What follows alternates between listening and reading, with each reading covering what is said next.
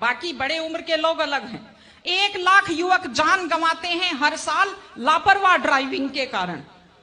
आप सोचिए, 25 साल लगते हैं एक बच्चे को पालकर बड़ा करने में, और 25 सेकंड में लापरवाह ड्राइविंग के कारण वो लाश में बदल जाता है। क्या बीतती होगी उस मां के ऊपर जो अपने जाते हुए बेटे की पीठ देखती है और आते हुए बेटे का मुंह नहीं देख पाती।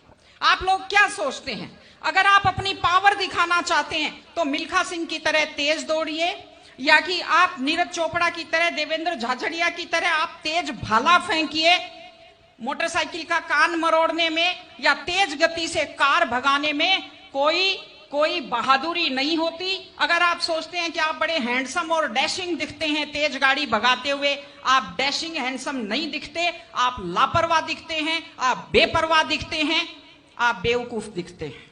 इसलिए कम से कम सड़क पर जब भी गाड़ी चलाएं, आप ध्यान से गाड़ी चलाइए। आपकी जिंदगी आपके माता पिता की भी है। एक छोटी सी चीज और कहना चाहती हूं, हमारे बुजुर्ग हमें जब पालते हैं, जो लोग खेती से बच्चों को पढ़ाते हैं, जो लोग छोटी आमदनी में बच्चों को पढ़ाते हैं, उनकी पूरी उम्र खप जाती है अपने बच्चों की जिंदगी बनाने में, और उसके बाद दुख का विषय है, बड़ा पीड़ादायक सीन मैं कई जगह देखती हूं कि एक माँ बाप मेहनत करते हुए हाथों में आइटन पड़ जाते हैं, एड़ियां फट जाती हैं, कपड़े मैले फट जाते हैं, और उसके बाद जब बेटे को पढ़ा लिखा कर तैयार करते हैं, उसके बाद पढ़ी लिखी बड़े घर की थोड़ी बेटी आ जाती है तो माँ बाप की तरफ ध्यान नहीं देते। आज हमारे 60-70% घरों में हालत यह है कि बुजुर्गों को रोटी तो मिल रही है लेकिन इज्जत से रोटी नहीं मिल रही। इस चीज को बदलने की जरूरत है। माँ बाप, मैं आपसे कहती हूं, जैसी भी परिस्थिति होती है, माता पिता आपको राजकुमार की तरह पालते हैं। आपकी भी ड्यूटी है, जैसी आपकी हैसियत है, बुढ़ापे में उनको बादशाहों की तरह से रखिए, उनकी सेवा कीजिए, उनका सम्मान कीजिए। इस तरह से माता पिता की सेवा कीजिए, वो अपनी जिंदगी आपके लिए कुर्बान कर देते हैं। और माताएं बहनें बैठी हैं, एक छोटी सी लास्ट बात जो मैं कह रही हूं, बेटियों को समझदार बनाइए, बेटियों को बेटा मत बनाइए, क्योंकि बेटे तो लापरवाह होते हैं।